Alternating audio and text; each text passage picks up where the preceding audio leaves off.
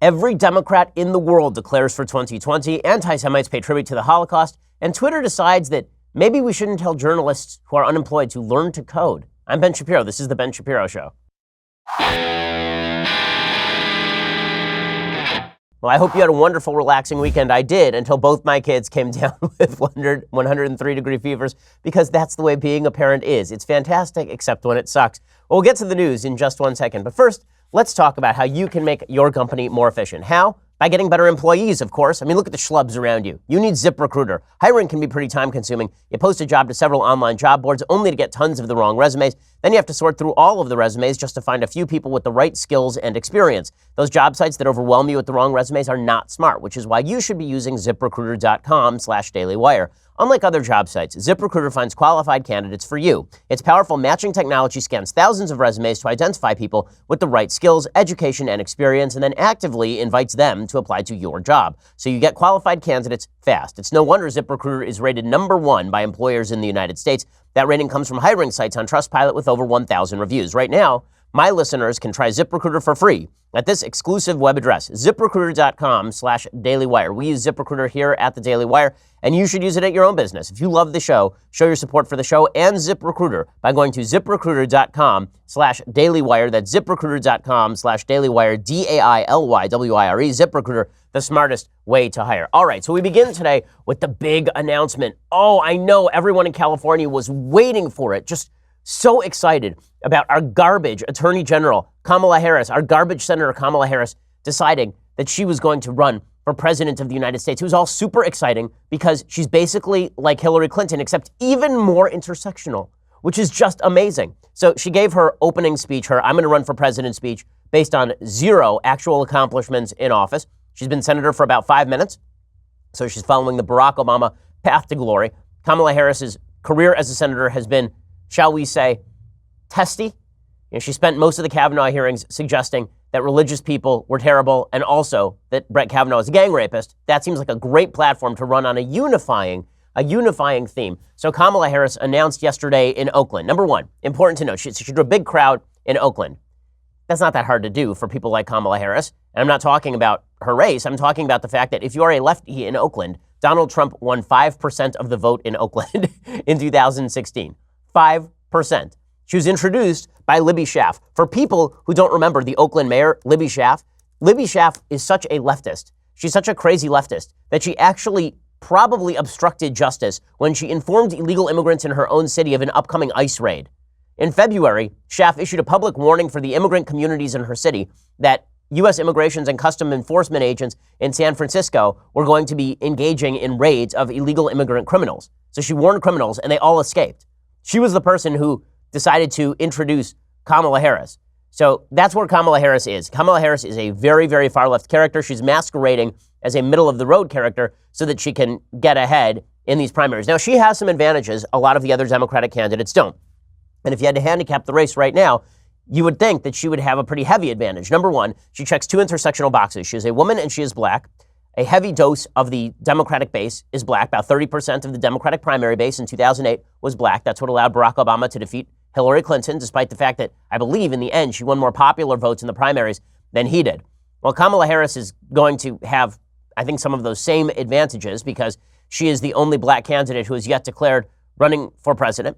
She also has the advantage of tremendous media coverage. The media love her. And the media love her specifically because they think that she is Obama Part 2. We had Obama Part 1 with Obama, and now we're going to get Obama Part 2 with Kamala Harris. She's more attractive than Hillary Clinton, just physically attractive than Hillary Clinton. And so that's going to help her out. I'm not saying that. Barack Obama is saying that. Barack Obama in 2013 labeled her, the hottest attorney general in the country. He was not labeled a sexist for that, by the way, which is fascinating. And more than that, Kamala Harris touches all the various aspects of the Democratic base that need to be touched. So she's got a foot in sort of the moderate camp because she's not as wild and crazy and out there as Elizabeth Warren and Bernie Sanders, at least overtly. She is privately. She touches on the intersectional camp. She touches a little bit on the millennial camp, not as much as people like Beto O'Rourke or maybe even Bernie. But she's probably the most well-rounded Democratic candidate just in terms of who she can reach out and touch. she also has an inherent advantage because of her race. So if she wants to reach out to black folks, she does not actually need to play the pandering game. Now, what you'll see from all the other Democratic candidates who have declared today is that they are indeed playing a pandering game where they do this routine, where they go out there and they talk about racism a lot. And the problem for them is that by doing that, what they actually do is they push people away during a general election. Kamala Harris, because she is who she is, doesn't have to talk about racial polarization all that much. People sort of assume that she understands the issue because of her race. And so that gives her the ability to just simply go over the top, not talk about the racial issue as much. Barack Obama did much the same thing in 2008. All right, so she kicked off her presidential campaign with about apparently 20,000 people showing up in Oakland, and she did it speaking against City Hall. So I'm not even sure how she got a license to do that, but she did it against City Hall, so it looked like a presidential address. And she quoted Bobby Kennedy, because we will never escape the baby boomers. She said, "These are not ordinary times, and this will not be an ordinary election." She then threw out a bunch of platitudes, although she dropped a few. She dropped a few kind of new twists. Like, for example, she talked about transphobia, which I'm sure is going to be a massive winner across the country in a general election. She also stressed her experience prosecuting sex crimes and fighting transnational gangs. Now, the funny part about this is that she was a terrible attorney general. I mean, she was such a bad attorney general that she was roundly criticized by law enforcement for her general failures to defend law enforcement. In fact, there was one particular case where illegal immigrants killed a law enforcement officer, and she refused to take a harsh enough stance against illegal immigration, and that led a lot of law enforcement officials to come after her and criticize her for good reason. On the left, there are a lot of people who criticize Kamala Harris because they feel that she was too harsh. They feel that she was too willing to put people in jail, particularly for drug crimes. In any case, here was Kamala Harris announcing her run yesterday in Oakland. We are here at this moment in time because we must answer a fundamental question. Who are we? Who are we as Americans? So, let's answer that question to the world and each other right here and right now. America, we are better than this. So, I mean, that's some pretty boring stuff right there. She's not an inspiring speaker by any stretch of the imagination. She's pretty charisma-free, but that's not going to hurt her all that much because, again, we're going to get the media's favorite thing, which is she's the first. Right, so Barack Obama was the first black president. Now we're going to have the first female black president. And then in 8 years, we will have the first female black little person of Native American heritage who is transgender as president. It'll be very exciting when that happens. Then Harris, who is a radical leftist, she says, "I'm running to be president of the people." Okay, this is just a lie. She's running to be president of Democrats. Again, this is a lady who has insulted Catholics, suggested that Catholics don't belong on federal courts. This is a lady who has suggested that Brett Kavanaugh was a gang rapist. This is a woman who was so bad at representing the people of California that when the people of California voted in favor of traditional marriage, and then there was a lawsuit on the basis of that vote, she refused as California Attorney General to represent the people. Right? This was actually an issue. It went to the Ninth Circuit Court of Appeals, and the Ninth Circuit Court of Appeals, on the basis of Kamala Harris alone, deciding that she was not going to stand up for the vote of the Californian people, they decided they weren't even going to take up the case and they would strike down Proposition 8. But here she is pretending to be a uniter rather than a divider. I'm running for president because I love my country. I love my country. I'm running to be president of the people, by the people, and for all people. Okay, well, again, no, that's not a thing that's happening. And the way you can tell this is because even in the midst of her speech, she started dropping all sorts of alienating language. So here she was yesterday explaining that in her fights against transnational gangs, a wall won't work. We can't have a wall, obviously. What we need instead is the sanctuary city policy that she herself supports. For the people meant fighting transnational gangs who traffic in drugs and guns and human beings. And I saw their sophistication, their persistence, and their ruthlessness. And folks, on the subject of transnational gangs, let's be perfectly clear. The president's medieval vanity project is not going to stop them. Okay, probably won't stop them either, by the way, is her sanctuary city policy. Again, the person who introduced her here was Libby Schaaf. the Oakland mayor, who legitimately warned criminal gang members that ICE was going to come raid the city. So if you feel safe with Kamala Harris, let me tell you, as a resident of California, crime rates rose under Kamala Harris when she was Attorney General out here. Okay, the crime was not great under her. She did not do a good job. Doesn't matter. She's going to be touted by the media. Anyway, and why does she have such a bad relationship with law enforcement? Because she, like Barack Obama, like much of the Democratic Party, spends an awful lot of time suggesting that the police are basically racist. I'm running to fight for an America where no mother or father has to teach their young son that people may stop him, arrest him, chase him, or kill him because of his race. Okay, this is such a slander against law enforcement. It's such a slander against law enforcement that law enforcement officials are running around shooting black people because of their race. It's just a lie. There is no statistical evidence to support that whatsoever, that there is a wild racial discrimination problem in police departments across the country that results in police officers shooting black people simply because of their race. There's a myth that was pushed by the Obama administration. It is simply not true. By every statistic I have ever seen, this is simply not true. Okay, particularly when you're talking about people being shot. If you want to make the case that police treat black folks disproportionately in terms of roughing them up during arrests, there's some evidence to back that up. There was a Harvard study by Roland Fryer that suggested that maybe that was the case. But when it comes to the idea that police are disproportionately overall racist and are going after black folks because of race, again, no evidence of this.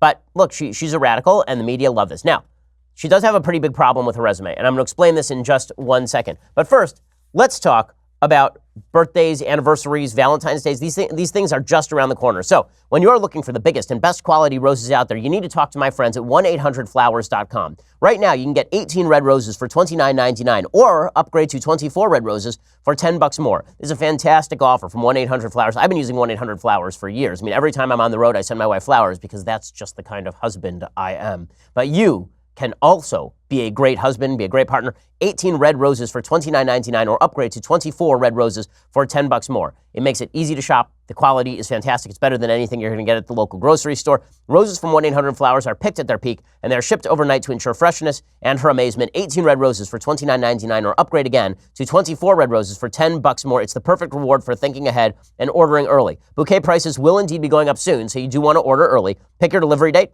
1-800-Flowers handles all of the rest. I don't settle for anything less than 1-800-Flowers when I am buying my wife flowers. To order 18 red roses for $29.99 or upgrade to 24 red roses for only $10 more, go to 1-800-Flowers.com/Shapiro. That's 1-800-Flowers.com/Shapiro. Hurry, that offer expires Wednesday. Go check it out right now, 1-800-Flowers.com/Shapiro for that special deal. They're really great. Okay, so what is the big problem for Kamala Harris? Well, the biggest problem for Kamala Harris is she's utterly unqualified. Right? She's utterly unqualified for this office. Again, she was not a good attorney general of the state of California. She's a terrible senator from the state of California. And the way she got started, if any Republican woman had gotten started in politics, the way Kamala Harris got started in politics, she would be a laughingstock. Off the bat, she would be a laughingstock. What am I talking about? I'm talking about Willie Brown. So for folks who don't know California politics, Willie Brown is the former leader of basically the Democratic caucus across the state of California, a very powerful man in California politics. Well, Willie Brown has been married for many, many years. And there's one problem with that, which is that he has also dated half of the women in California while he was married.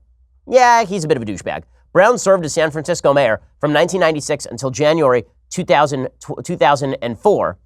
And he was considered a very, very powerful Democrat across the state. He was succeeded by Gavin Newsom. He was sort of associated with Arnold Schwarzenegger a little bit. In any case, when he was 60 years old, Willie Brown met Kamala Harris. He was married at the time. And Kamala Harris, who was 30, started dating him. I'm sure it was just a partnership of love. I'm sure they fell in love at first sight. I'm sure that she looked at him and she thought, 60-year-old, so attractive, 60-year-old man, twice my age. I love him. That's what's going to happen here.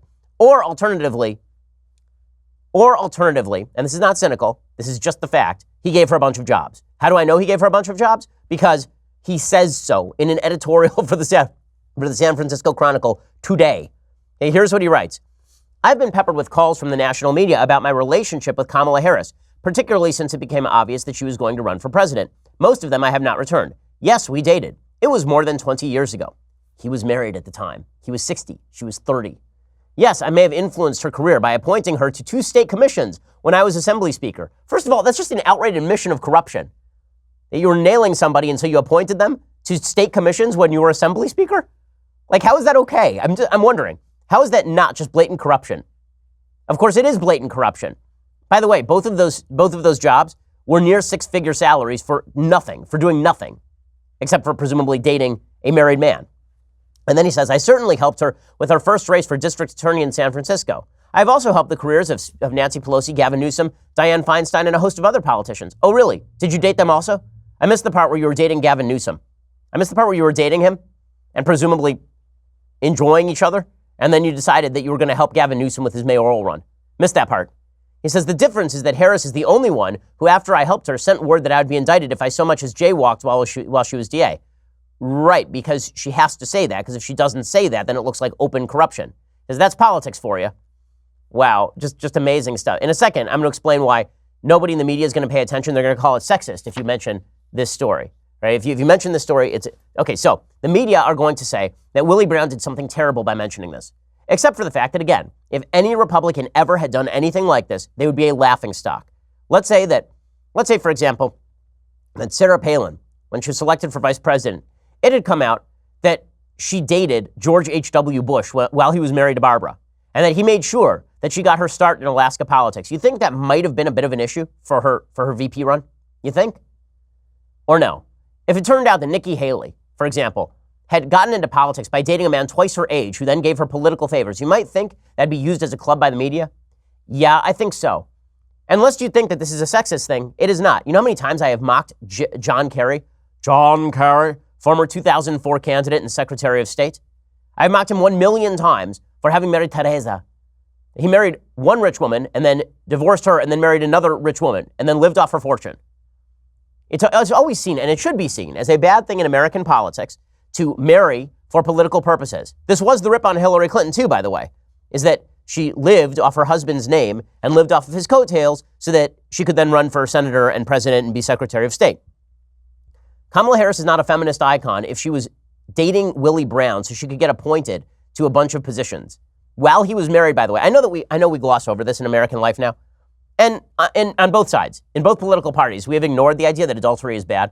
I know that Republicans now think, oh, well, it happens because of President Trump. And I know that Democrats have been doing this routine for literally decades, that since the era of JFK, whatever, so they commit adultery.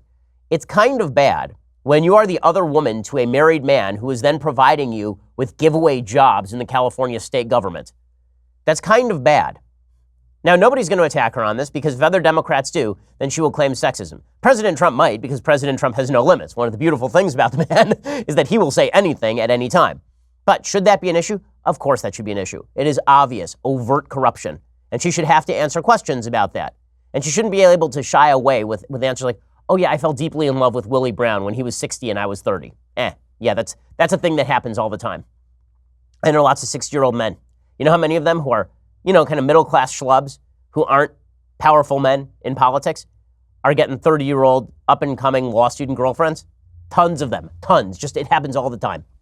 And meanwhile, it's not just Kamala Harris who's jumping into the pool. It's also Elizabeth Warren. Now, Elizabeth Warren is going to campaign as an open communist. I'm old enough to remember when Elizabeth Warren was writing books like The Two-Income Trap, all about how the middle class in the United States was suffering and how school vouchers, for example, could be a solution for some of these families. Well, now she's decided to steal Bernie Sanders' audience by going overtly commie. And the New York Times is praising her for it. So here's what she tweeted out over the weekend, did Elizabeth Warren. This billionaire NFL owner just paid $100 million for a super yacht with its own IMAX theater. I'm pretty sure he can pay my new ultra-millionaire tax to help the millions of yachtless Americans struggling with student loan debt. This is a reference to Dan Snyder, who's the owner of the Redskins. Well, Elizabeth Warren might have a problem with the owner of the Redskins. In any case, I do love the overt communism of this is pretty astonishing. So, is there any allegation that Dan Snyder did not pay his taxes? No. He paid his taxes, as far as I know. Is there anything wrong with him buying a giant yacht, which presumably employed lots and lots of people to build? I love the idea from a lot of folks on the left that when you spend money on a product, there's no one on the other end of that product. Ooh, he spent money on a yacht. You know how many people made that yacht? If it cost $100 million, I thought you guys are in favor of spending. I thought you like spending over saving. So shouldn't you be in favor of him spending $100 million on a yacht as opposed to simply putting it into his bank account. But I guess that if you buy something that is excessively expensive, then Elizabeth Warren will come after you. By the way, Elizabeth Warren is worth something like $15 to $18 million herself, so she can start giving away her cash anytime she damn well pleases. What's hilarious to me is the way that the media treat all of these candidates. So they'll treat Kamala Harris with kid gloves, even though, again, a married man is openly relating in print how he dated her and then corruptly gave her jobs. Elizabeth Warren is one of the more charmless candidates in the 2020 race. And there's a piece in the New York Times called Elizabeth Warren's 2020 Strategy. Stand out by nerding out. Now, it is incredible. When's the last time you heard a Republican referred to as a nerd by the New York Times? Like, maybe they'll do it every so often with somebody like Ben Sass or something because they have a book review. But when is the last time you heard an actual political candidate for office like Ted Cruz called a nerd by the New York Times? Usually, they are considered charmless manipulators, right? They never call them nerds.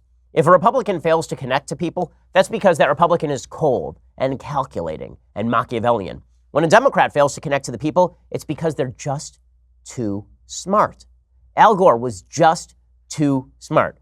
Sure, he wasn't smart enough not to tell a masseuse to go after his third chakra, but he was really, really smart. John Kerry, sure, he wasn't smart enough to get into Harvard Law School after going to Harvard undergrad. He ended up at BU, which is not a great recommendation for his intellect. But John Kerry, he couldn't connect with the people. He was just so smart. Hillary Clinton, just so brilliant, but she couldn't. That's why she couldn't connect to humans, because she's like a whiz in there. I mean, just so many brains. And now they're doing the same thing with Elizabeth Warren. So here is the New York Times, the objective, unbiased New York Times. The gym was hot. The lights malfunctioned. But the audience of nearly 1,000 people was engrossed as Senator Elizabeth Warren, the Massachusetts Democrat and presidential hopeful, did what she does best, nerd out, as she puts it. Why don't you just carry around a drool bucket, people? After talking up gun control laws and criminal justice reform on a recent South Carolina campaign swing, Ms. Warren dug into the nitty-gritty of free market regulation and the Consumer Financial Protection Bureau, a federal agency she helped create, which has returned more than $12 billion to people in refunds and canceled debts. Nothing made her more enthusiastic. By the end, she had many in the audience cheering. Okay, now remember, this is not just like a regular audience. They came up to see Elizabeth Warren. It's like if you buy a ticket to a Broadway production these days, you will never go to a Broadway production that does not receive a standing ovation at the end. Why? Because if you drop $100 on a ticket, you want to make yourself feel that you actually did it for something worthwhile. So you give a standing ovation. If you drive out to see Elizabeth Warren on a school night, you got to give her a standing O at the end so you feel like you did something useful with your time. Almost 1 month into her presidential campaign, says the New York Times, Ms. Warren's passion for policy minutia has become her way of standing out in an increasingly crowded Democratic field, establishing herself as a wonk's wonk whose expansive ideas and detail-oriented speaking style are her bid for a good first impression on voters. Wow, she's just so brilliant. She's so brilliant. In a second, I'm going to read you some more of this, and we'll get into the other Democrats who have jumped into the race, legitimately everyone on earth. We'll get to Howard Schultz, too, in just a second. First, let me remind you that the best present that you can get for a parent or loved one these days, Legacybox. Why? Well, because Legacybox helps you preserve all those memories. You know, my wife and I, we were looking through our pictures the other day, and we thought to ourselves, we have so many digital pictures, but how many of them do we have printed out? And then we have a bunch of old pictures since before we had digital cameras. I know, we're that old. Right? We actually took pictures like film. What happens if those should be in a flood or something? Well, this is where Legacybox comes in. It's particularly true if you have older film, if you have VHS tapes, all that stuff's out moldering in the garage. Well, you need Legacybox. What Legacybox does is it saves your family films and photos from being degraded or lost forever. You take all of these old home movies and pictures, and then you send it in to Legacybox, and they do the rest. They professionally digitize your moments onto a thumb drive, digital download, or DVD. They have easy-to-follow instructions and safety barcodes, including for every item. Receive all your original recorded moments back, along with perfectly preserved digital copies. Get personalized updates at every step. Receives up to 12 personalized email updates all the way along the line, so you know what's happening with your materials. Over 450,000 families have trusted Legacybox. Instead of you having all of this stuff in the garage you're never going to look at again, now you've got it all on a handy thumb drive, so if God forbid there's a fire, you can run. And also, you got it everywhere you need to be, which is awesome. There's never been a better time to digitally preserve your memories. Go check out Legacybox.com today to get started. Honestly, your life is your memories. You're not going to want to miss this. Go check it out, Legacybox.com/Ben. And when you use that /Ben, you get 40% off your first order. That's Legacybox.com/Ben to get 40% off your first order. Legacybox.com/Ben. Save 40% today. Go check it out right now. All right, so the New York Times praising Elizabeth Warren. Listen to the description of the various candidates. So they say that she has expansive ideas and a detail-oriented speaking style, aka she's boring. And then they say that Kamala Harris focuses on sweeping themes of unity and change. But Ms. Warren is making a personal and political wager that audiences care more about policy savvy than captivating oration, which is her saying basically, I'm incredibly boring, but let me just talk to you about my garbage tax ideas. So that is the way the New York Times is positioning Elizabeth Warren. Very, very exciting stuff. She's a nerd. She's a nerd. And then there's Senator Bernie Sanders. So he is also considering running for president now. He says that he is set to announce his 2020 presidential run. Two sources with direct knowledge of his plans told Yahoo News that Sanders, an independent and self-described democratic socialist, plans to announce his presidential bid imminently. In the latest polls, by the way, the most recent poll that I saw, I believe was a Politico poll, and what it showed was Biden up front with 26, Bernie with like 16, Kamala Harris with 9, everybody else with 5.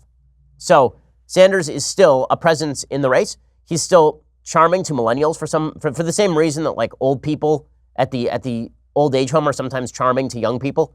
You know, he's kind of like a fun uncle. He's like a fun uncle. Sure, he says kooky things about Venezuelan dictatorship, but he's kind of kooky. So Sanders is going to jump in as well. You could actually see a brokered convention. Honestly, like there's so many candidates right now that if the vote splits 8 ways from Sunday and the superdelegates don't actually get to have an impact on the Democratic race this time, what you could see is 83 candidates all running and maybe 2 or 3 who are viable as a presidential candidate. Now, I don't think that's going to happen. I think that if you have to handicap the race right now, then you put Kamala Harris probably near the top, again, because she's the best rounding candidate, and then maybe Joe Biden or Bernie Sanders after that. Joe Biden wants to jump in too.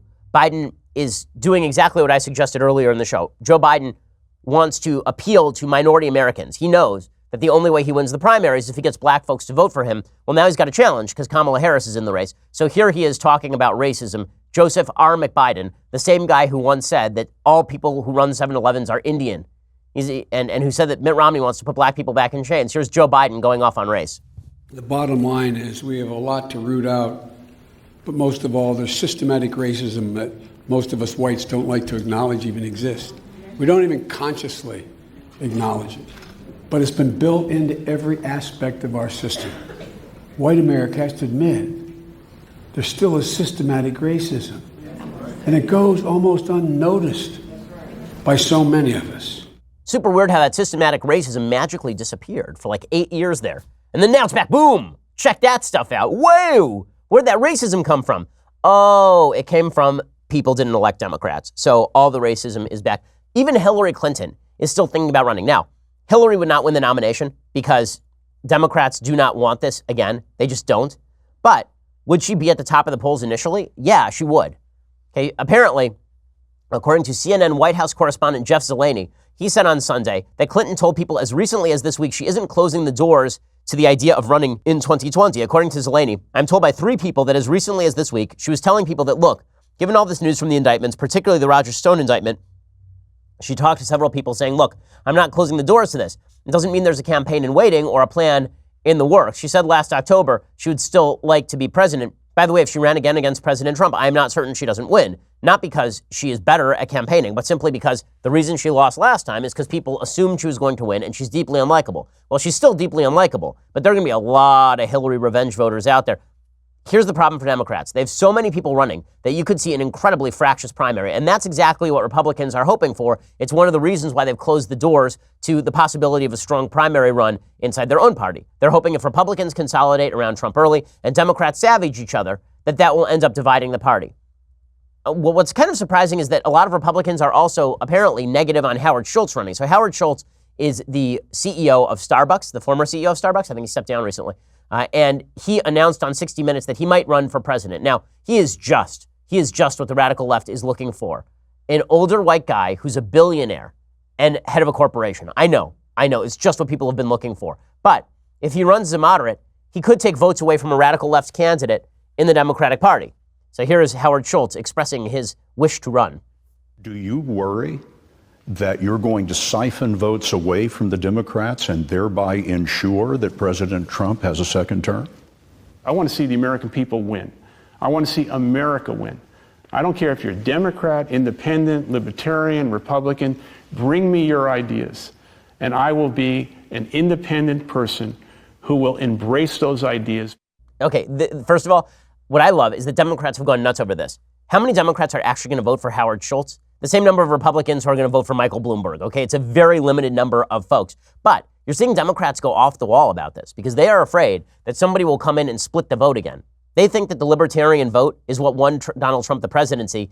Jill Stein's vote, they think that won Donald Trump the presidency in 2016. So they are deeply afraid of Howard Schultz running. And this has led a lot of Democrats to attack Howard Schultz. Now, if you're Trump, you got to be sitting there going, okay, fine. Good. Schultz is a lefty. Let him run. But unfortunately, President Trump has the habit of immediately dumping on whoever else jumps into the race. So he tweeted out this morning, Howard Schultz doesn't have the guts to run for president. Watched him on 60 Minutes last night, and I agree with him that he is not the smartest person. Besides, America already has that. I only hope that Starbucks is still paying me their rent in Trump Tower. Oh, a lot going on here. So many things going on. First of all, Mr. President, Schultz is not a threat to you. He's a threat to the Democrats. Stop it. You want Howard Schultz to run. You want him to split the vote. That is your goal. Second of all, I just love that Trump declares himself openly the smartest person. You have to love that. I know lots and lots of really smart people. You know how many of them go around telling everybody how smart they are? Like on a regular basis? The thing about smart people is they know they're usually not the smartest person in the room. I mean, I know people who have incredibly high IQs, and when I'm in the room with them, they're smarter than I. But they don't go around talking about it, right? It's amazing stuff. You got to love that the president, that's a man with confidence right there. Okay, in a second, I want to get to Holocaust Memorial Day and the left's reaction to Holocaust Memorial Day. But first, you need to subscribe. For $9.99 a month, you can subscribe to this show. It means you get the rest of the show live. Also, 2 additional hours live of this show later today. Why would you miss that? Why would you miss it? We have thousands of people watching behind the paywall and asking me questions during the breaks. It's going to be awesome. Go check that out. Also, tomorrow, we have Daily Wire backstage. Why? I don't know, but you should come. Daily Wire God King Jeremy Boring, me, Andrew Klavan, the execrable Michael Knowles, and Alicia Krause will be here discussing all the important issues and, of course, answering your questions. I know why. Originally, we were going to do this as a State of the Union, Daily Wire backstage, and then Nancy Pelosi canceled it, and so we're still doing it. We'll be here anyway tomorrow night, so you're going to want to be here with us because if I have to suffer with these people, you should too. As always, only Daily Wire subscribers get to ask those questions, so make sure to subscribe today. Go check it out. We have all sorts of goodies behind the paywall. Also, make sure you subscribe at YouTube and iTunes. We have a fantastic Sunday special that came out yesterday with Lewis Howes. We have another one that is coming out next week with a special guest we have not yet named. Let's just suffice it to say, dude's, it's a great guest. It's a great guest, and you're going to want to be part of that conversation. Go check it out. Leave us a review at iTunes. We always appreciate it. It helps us with our ranking. We are the largest, fastest growing conservative podcast and radio show in the nation.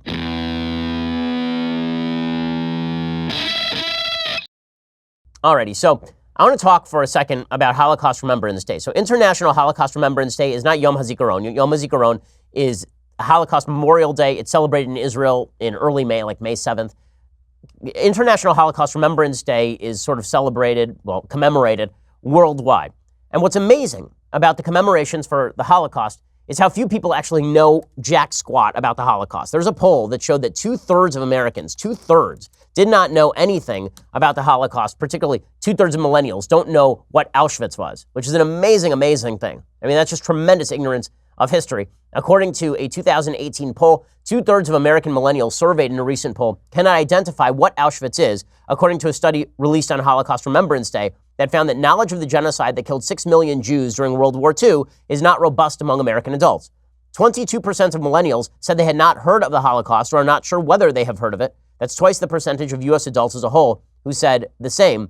Only 41% of respondents and 66% of, 41% of respondents and 66, 2/3 of millennials, could not come up with a correct response identifying Auschwitz as a concentration camp or extermination camp, okay, which is, what I love the most about this is that millennials, who apparently know the least about the Holocaust of any generation in American history, are also the most likely to call people Nazis. So the same people who don't know a damn thing about the Holocaust or Auschwitz, they're the same people who will say that Trump is a Nazi, that I am a Nazi.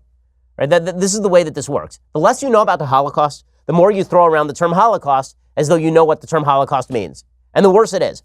And you see this from the left. The left is only interested, at least many members of the left, not all members of the left, many members of the hardcore radical left who do not like Israel and are not real fond of Jews are very fond of using the Holocaust as a reference point in their political propaganda.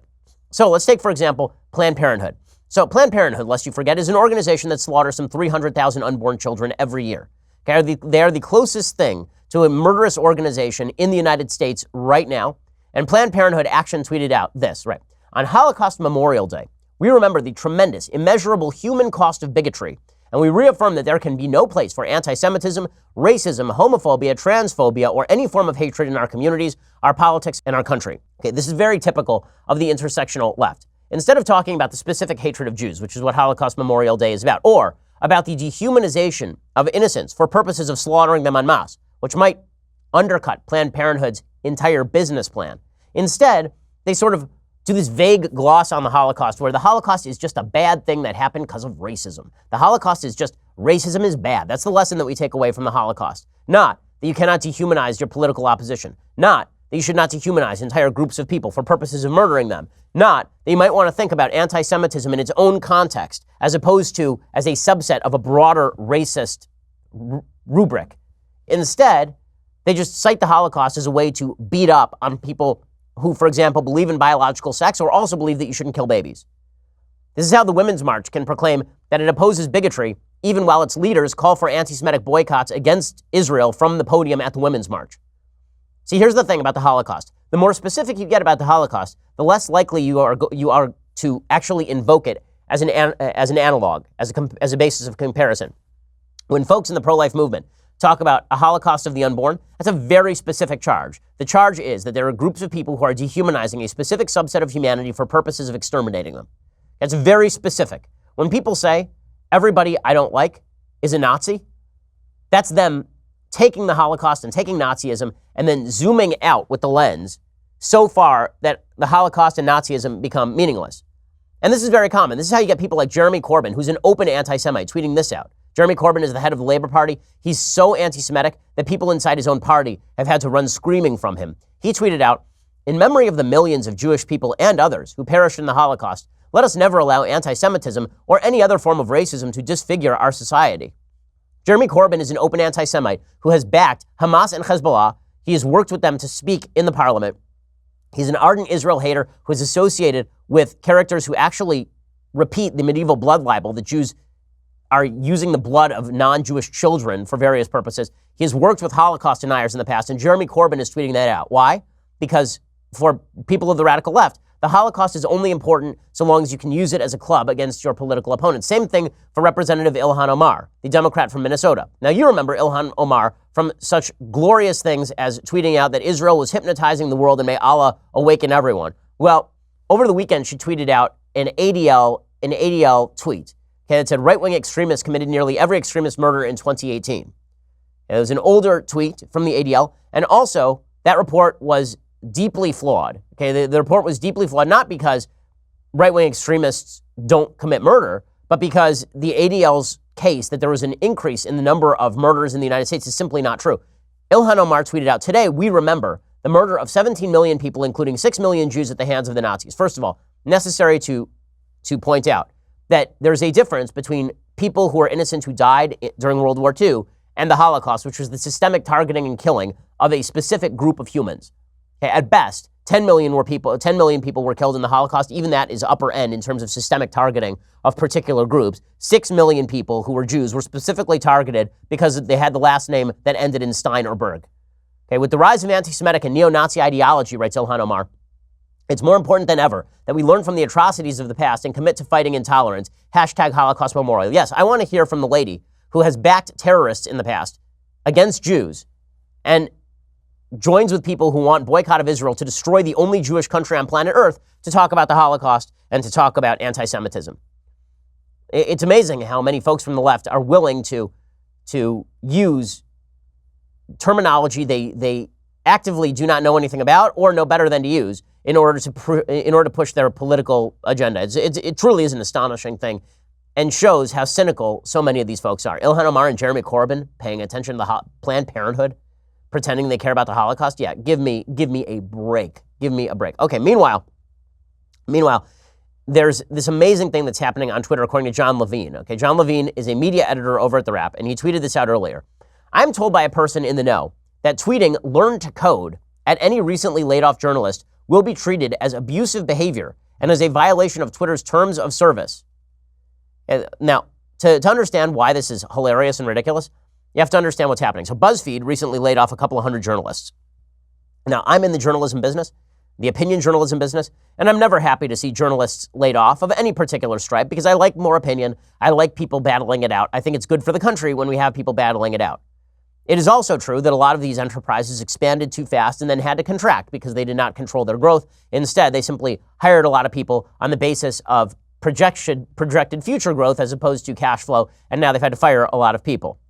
Well, the irony here is that there are a lot of folks on the left, and particularly in the sort of elitist left, who have been suggesting that when people who are Trump supporters lose their jobs in small towns, that the solution is to learn to code. This has become sort of shorthand for elitists sneering at people who are less educated than themselves. Now, I've said to myself, listen, if you're in a dying town, then maybe the best solution is to move out of the dying town, because I don't think that the politicians are going to bring your job back. But the learn to code point has been something that you get from left-leaning elitists for a long time, that when illegal immigrants come into the country and threaten, for example, the labor base, that's not a problem because people should just learn to code.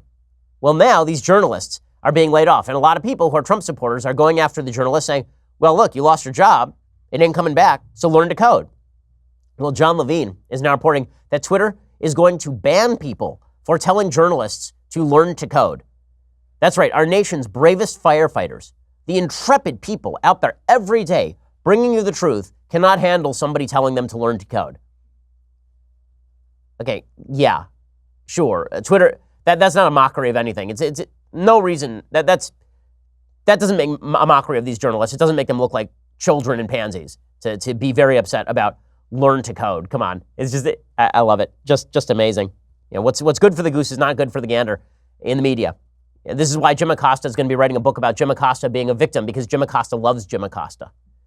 Right? Because the members of the journalistic community have such a picture in their head that they are all heroic Woodward and Bernstein types, that if somebody tells them, hey, maybe you ought to get a job for a living, then they get very upset. Whereas a lot of them will tell everybody else to get a job for a living. Pretty amazing stuff. Okay, now I wanted to bring you an update on the government shutdown, which ended last Friday when President Trump unilaterally decided we are done here, no more government shutdown. Maybe we'll be back here in 3 weeks. My guess is that in 3 weeks, the president will declare some national emergency and then try to activate border funding from other parts of the Defense Department. But there was a poll that came out last week that was largely ignored until just about now. And it's pretty interesting. Okay, there is a NBC Wall Street Journal poll. And here is what this poll showed.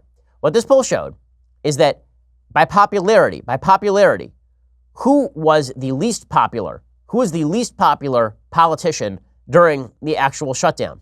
Now, if you listen to the media, you would have thought it was Donald Trump, right? It was Trump who had lost the most ground during the government shutdown. But that is not true. That is not true. So they've done sort of a before and after the government shutdown snapshot of poll numbers. And here's what they found. The Democratic Party, by the end of the shutdown, 35% of Americans were positive on the Democrats, 40% were negative. So that means that they were 5 points underwater. Okay, the Republican Party was 9 points underwater, 34% positive, 43% negative. So they had basically the same positive rating as the Democratic Party, almost identical. Trump was more popular than both. He was at 39%. 39% positive, 51% negative, which means he was 12 points underwater. Mitch McConnell was 18 points underwater, 17% positive, 35% negative. Who was the most unpopular politician in America during the government shutdown? Nancy Pelosi. She was at 28% positive, 47% negative. So in other words, the same media that were cheering her, you remember Seth Meyers on his show saying they should build the wall out of Nancy Pelosi since she's just so tough. The same media cheering Nancy Pelosi, shockingly, were not covering her radical drop in popularity. They weren't covering the fact that the government shutdown was hurting Nancy Pelosi even worse than it was hurting President Trump. And that media coverage caused people to jump early in the Republican Party, thinking that the damage from the government shutdown was simply too great. As I said last week, if President Trump wanted to go all the way on the government shutdown, then you have to be willing to go all the way. There's no such thing as a good bluff in politics. You have to be willing to pull the trigger. Trump was not willing to pull the trigger. Now he's going to take, I think, the other way out, which is the national emergency route. But it is important to note that that headline only came out after the shutdown ended. After the shutdown ended, suddenly we are learning that Nancy Pelosi, in fact, was deeply unpopular with the American people. Amazing. Amazing how that worked. Just a shock. That's not media bias, though. That's simply, they must have missed it. They must have missed it.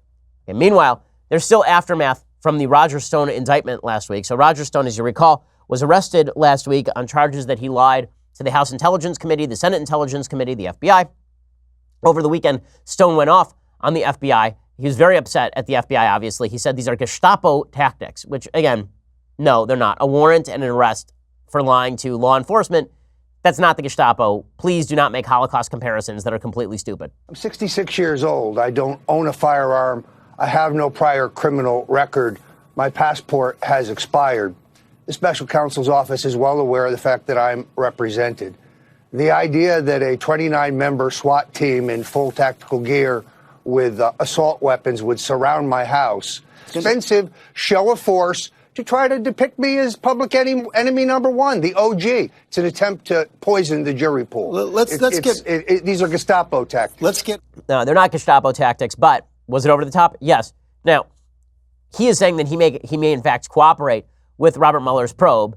He was talking with This Week, and he said that that's a question I'll have to determine after my attorneys have some discussion. If there's wrongdoing by other people in the campaign that I know about, which I know of none, if there is, I'd certainly testify honestly. So we'll see if there are any more shoes to drop on the Roger Stone indictment. As I said last week, what that indictment says to me mostly is that there was willingness by members of the Trump campaign to get information from WikiLeaks, but no evidence of actual quid pro quos happening between the Trump campaign and the Russian government. And if you're using Roger Stone as a go-between, these are not high-level contacts. It's not Steve Bannon or Jared Kushner calling up Vladimir Putin and saying, what can you do for us today? Okay, time for some things I like and then some things that I hate. So things I like, I've been on a sports book kick lately. I just need some relaxation over the weekends. So I've been reading Jeff Pearlman's books. I really enjoy them. He's a good sports writer, former Sports Illustrated guy. He has a book called The Bad Guys Won about the 1986 Mets. Now, I am a primary White Sox fan, but I'm a secondary Red Sox fan. I picked up all of my father's sports allegiances. He was a White Sox fan for his entire life. Then he moved to Boston for college, and he became a bit of a Red Sox fan. So 86 is still painful for people who are Red Sox fans. But this book is great. It really paints an interesting picture of the New York Mets, and it doesn't pull any punches. I mean, they're a bunch of jerks, basically. And the book is really colorful and fun. It's very gossipy. So if you're into sports books, go check out The Bad Guys Won by Jeff Pearlman. Really been enjoying it, and it is worth the read. Okay, time for a couple of things that I hate. Okay, so Tom Brokaw was, the old guy from NBC. He was on Meet the Press, and he started talking about immigration. And in the middle of talking about immigration, he simply labeled all Trump supporters racists who don't like racial intermarriage. It got very weird very quickly. Here was Tom Brokaw's statement. Yeah, I hear when I push people a little harder, I don't know whether I want brown grandbabies. I mean, that's also a part of it. It's the intermarriage that is going on and the cultures that are conflicting with each other. I also happen to believe that the Hispanics should work harder at assimilation. That's one of the things I've been saying for a long time. That they ought not to be just codified in their communities, but make sure that all of their kids are learning to speak English and that they feel comfortable in the communities, and that's going to take outreach on both sides, frankly. Okay, so he was ripped up and down for this. Now, he said two things. One of them was really bad, right? He said that Trump supporters don't want brown grandchildren, which, come on, that's just absurd. No one, really, most people don't care what color their grandkids are so long as they have grandkids, honestly. As far as his statement that Hispanics are not learning English fast enough, there's some mixed stuff on this, okay? So there's one study that came up in 2013, and it suggested that the children of immigrants are learning English as fast as the children of immigrants have learned English in the past. According to the Washington Post, as of 2013, first-generation Mexican immigrants still lag behind on learning English, but second-generation Americans, including those who live with their first-generation parents, acquire English just as fast as do Asian or European immigrants. By the third generation, virtually all Hispanics in the United States speak English. And this is reflected, actually, in support for English as the official language by racial group. 74% of Americans as of 2013 were supportive of English as the official language. So were 71% of blacks, 70% of Asians, and 68% of third-generation Hispanics.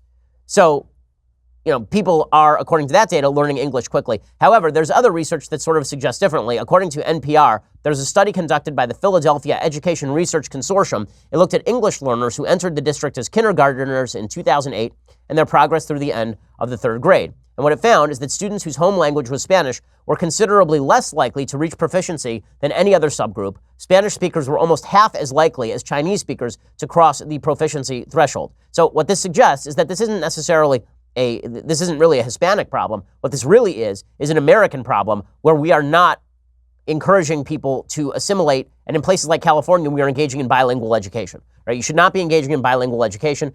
When my ancestors got here, they did not go to schools where they were taught Yiddish and English. They went to schools where they were taught English, even if they spoke Yiddish at home. The multicultural attempt to break people down into separate communities is really a problem. And pretending that there are not cultural differences between people who have assimilated and people who have not assimilated is, of course, very silly. So I think some of the ire for Tom Brokaw is earned. I think some of the ire is an attempt to avoid some real questions about how particularly our education system in the United States works. Okay, other things that I hate.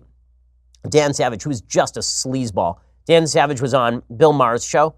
You'll remember him from such things as he leads some sort of anti-bullying crusade, even though he is a massive bully, Dan Savage, right? This is a guy who wrote for, I believe it was Salon back in 2000, that he hated Gary Bauer so much that he volunteered for Gary Bauer's presidential campaign and then had the flu and licked doorknobs around the office in order to give other people on the campaign the flu. I mean, Dan Savage is a vile, hateful person. Here is Dan Savage, though, suggesting that all Trump supporters are racist white bleeps. They're good at demagoguery, they're good at racism, they're good at stoking fear.